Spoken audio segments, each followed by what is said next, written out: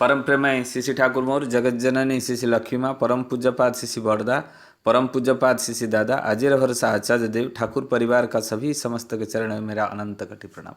आज आप लोगों के सामने मैं आलोचना करना चाहता हूँ एक ऐसा भक्त का जो कभी भी ऐसे नहीं हुआ था, जो स्वयं परमपिता कहाँ बैठकर किसको बचाते हैं ये कोई नहीं जानता, परम पिता ही जानते हैं। परम पिता ऐसे हैं कि उनका भक्त का दुख ही नहीं देख सकते, क्योंकि कैसे रक्षा भी करते हैं कोई किसी को पता नहीं चलता है।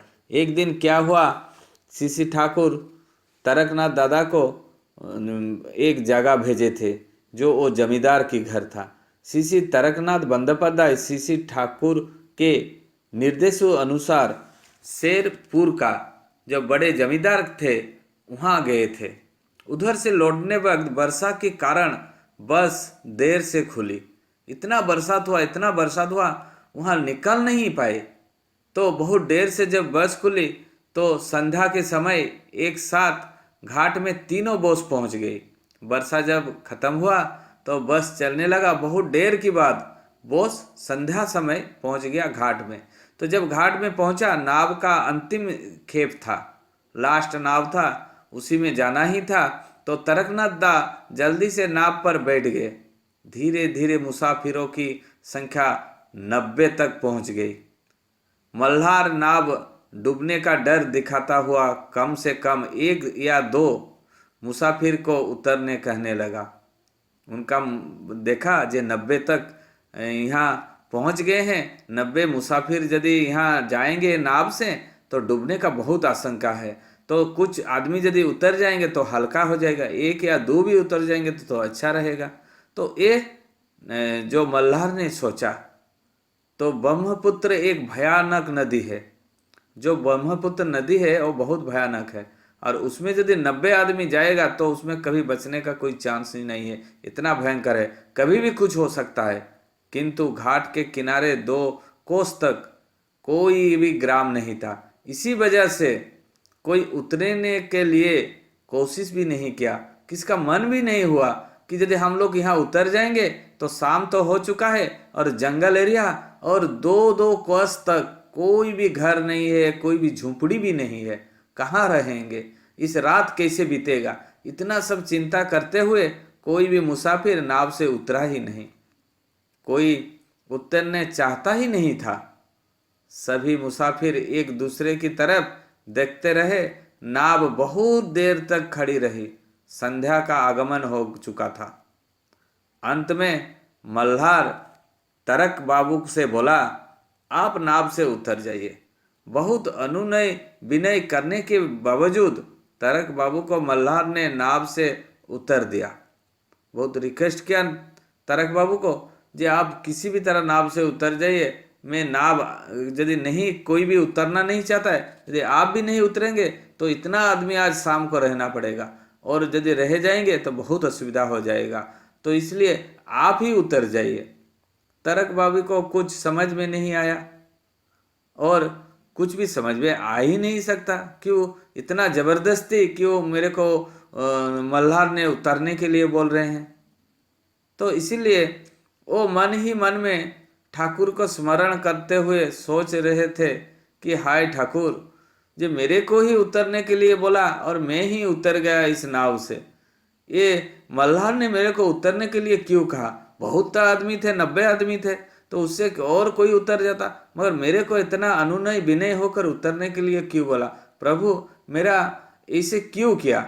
आपके कथानुसार जन कल्याण के कार्य में आकर हमारी ऐसे दुर्गति, चोरों डाकू और जो जानवर हैं इस जंगल में, उसमें कौन रक्षा करेगा मेरे को, और मैं जो रात ऐसे कैसे बिताऊंगा। इतना भयंकर जंगल है, यहाँ डाकू भी है, चोर भी है, किसी भी की द्वारा मैं आज मृत्यु मेरा हो जाएगा। इसे बहुत नेगेटिव चिंता उनके मन में जागृत हुआ। तो जब तरक बाबू ने उतर गया, उतरने के बाद नाव चलने लगा। नाव चलते चलते कुछ ही दूर जाते ही भोर में पड़कर सभी मुसाफिर अर्थ स्वर से चिल्लाने लगे। जब नाव कुछ देर दूर गया वो एक भंवर में फंस गया। फंसने के बाद क्या हुआ, वो डूबने की चल रहा था, डूबते ही चल रहा था नाव। जब धीरे धीरे डूबते ही चल रहा था, उसी समय मुसाफिर जो वहां नाव में थे सब आर्त स्वर में बहुत जोर से चिल्लाकर वो पार्टी करने लगे, चिल्लाने लगे पूरा। मल्हार ने कूदकर अपनी जान बचा ली, क्योंकि उनको मल्हार को पता चल गया कि अभी नाव डूब जाएगा, कोई बच नहीं पाएगा।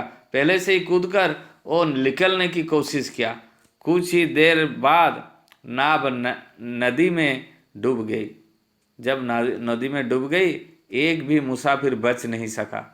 ये दृश्य देखकर तरकदा का समस्त रोम माने उठ गया ऊपर। रोम मतलब चूटी जो जिसको बोलते हैं, कांटे की तरह खड़ा हो गया।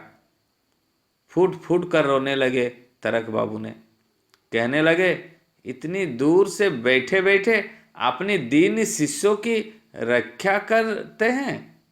देखिए ठाकुर कहाँ बैठे हैं, और यहाँ ब्रह्मपुत्र नदी में नाव डूब गया, और डूबने के बाद तरक बाबू को बचाया भी ठाकुर।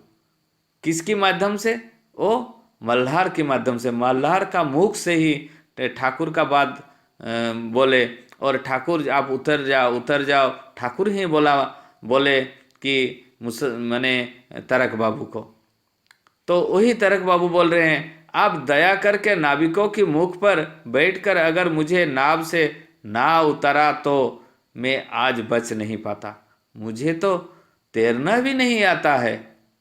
आप परम दयाल है। ये बात मुझे पहले कभी अनुभव नहीं हुआ था।